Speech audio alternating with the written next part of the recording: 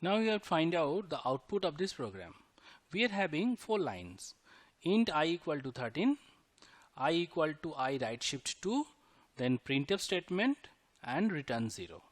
The options we are having I equal to 12, I equal to 6, I equal to 3 and I equal to 1.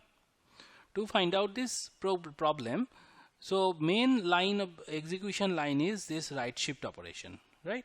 So for that right shift operation, it is a binary operation. So this number 13 need to be converted into the binary form.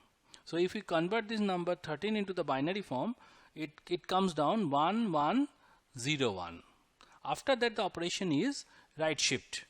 That means right shift means the entire bit moves towards right into the by 2 rooms.